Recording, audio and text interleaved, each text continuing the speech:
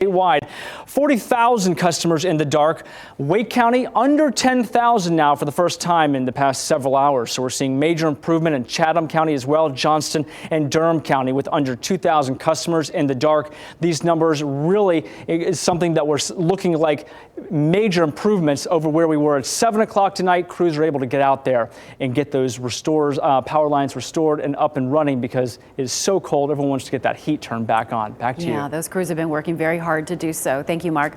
Well, one of the more dramatic signs of damage occurred in Rocky Mount. Just take a look at this. This is the mess on Benvenue Road. Several utility poles were knocked over, leading to outages. Tonight, those power crews are working around the clock as thousands of customers are still in the dark. WRAL's Aaron Thomas is live in Raleigh, where some neighbors are adapting to these brutal temperatures on Christmas weekend of all times. Aaron?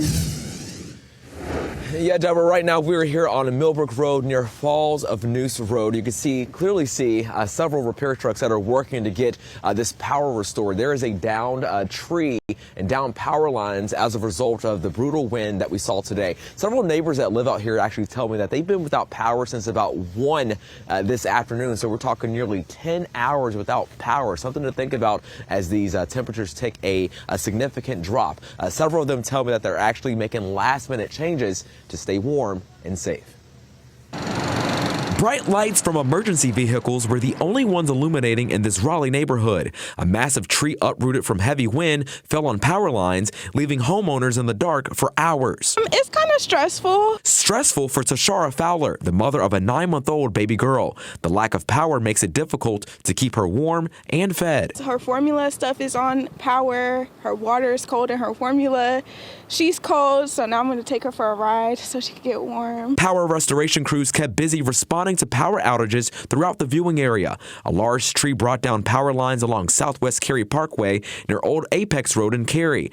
And strong wind gusts knocked over a series of utility poles on Benvenue Road in Rocky Mount, shutting down the roadway. Not much you can do about it, you know. Like sulking about it, being grumpy isn't going to resolve anything. Back in Raleigh, Isaac Fernandez lives just feet away from the tree that barely missed his home when it fell. No heat means huddling around the fireplace with family. Chimney, man. They just pop it in the chimney, make some hot potatoes. That's all we're doing. As for this mother, she's relocating for the sake of her baby until power is restored. We're going to go to my stepdad's house if the power doesn't come on by tonight, because it's going to be way too cold for her to stay in the house without heat.